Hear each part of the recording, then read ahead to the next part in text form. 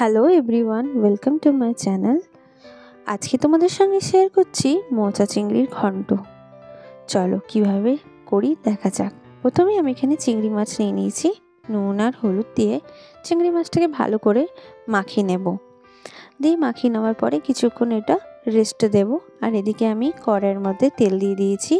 তেলটার মধ্যে কিছু ডুমো করে আলু কেটেছি, মানে একটা আমি এখানে আলু নিয়েছি, সেটাকে ছোট্ট ছোট্ট আলু পোস্তর মতো কেটে নিয়ে আর তার মধ্যে নুন আর 1 চিমটে হলুদ দিয়েছি, যেটাকে ভালো করে একটুখানি নেড়ে নিতে হবে।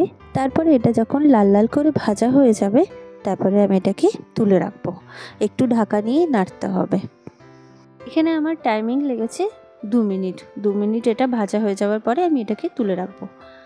দিয়ে তুলে রাখার পরে আমি এই তেলের মধ্যে চিংড়ি মাছগুলোকে দিয়ে দিচ্ছি। ওইগুলোকে একটুখানি ভালো করে ভেজে নেব। বেশিক্ষণ ভাজলে হবে না, চিংড়ি মাছ বেশি ভাজলে আবার শক্ত হয়ে যায়। একে 2 মিনিট একটুখানি ভেজে নিয়ে তারপরে আমি তুলে নেব, কিন্তু এটা ঢাকা দেব না। দিয়ে এটা ভাজা হয়ে গেছে, এবার আমি এটাকে তুলে রাখবো। ভিডিও ভালো লাগলে একটু লাইক করে আমার পাশে থেকো প্লিজ।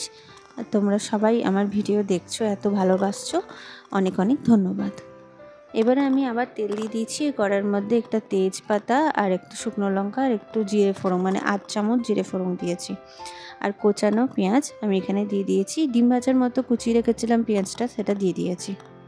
এখানে আমি দুটো ছোট সাইজের পেঁয়াজ এটা দিয়েছি। দিয়ে পর এটাকে ভালো করে নেড়ে নিতে হবে। লাল হয়ে যাওয়ার পরে আমি এখানে একটুখানি নুন দিয়েছি। নুনটা স্বাদ অনুসারে দিতে হবে।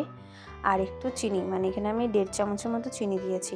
এবার চিনিটা তোমরা যতটা পরিমাণ খাও সেই ততটা পরিমাণে এখানে চিনিটা ইউজ করবে।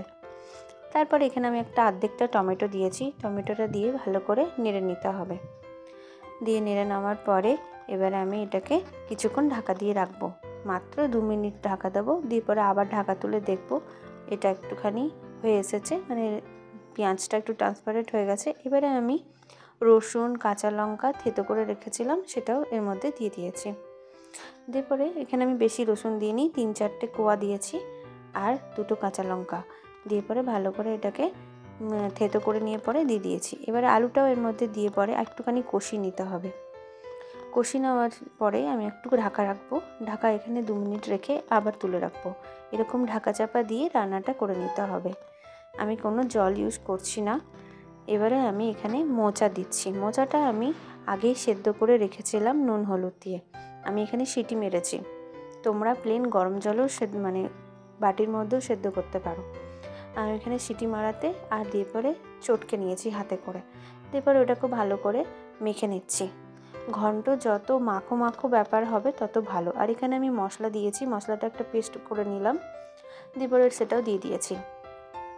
তারপরে আমি এবারে এটাকে ভালো করে কষিয়ে নিতে হবে। এখানে 2-3 মিনিট ধরে ভালো করে কষিয়ে নিতে হবে। কষিয়ে নেওয়ার পরও আবার কিছুক্ষণ এটাকে ঢাকা চাপা দিয়ে রাখবো, 2 থেকে 3 মিনিট। তারপরে আমার রেডি হয়ে যাবে এটা। দেখো কত সুন্দর হয়েছে, রেডি। এবারে আমি এগুলো চিংড়ি মাছগুলো এর মধ্যে দিয়ে ভালো করে মিশিয়ে নেব, যাতে চিংড়ি মাছের ভেতর অবধি মোচার রসটা যায়। তারপরে লাস্টে ঘি গরম মশলা দিয়ে আমার রেডি হয়ে গেল মোচা চিংড়ি। কেমন লাগলো ভিডিওটা জানাতে ভুলো না। আর ভিডিও ভালো লাগলে একটু পাশে থেকো। আর সকলকে অনুরোধ জানাই আমার এভাবেই আমাকে সাপোর্ট করে যাও।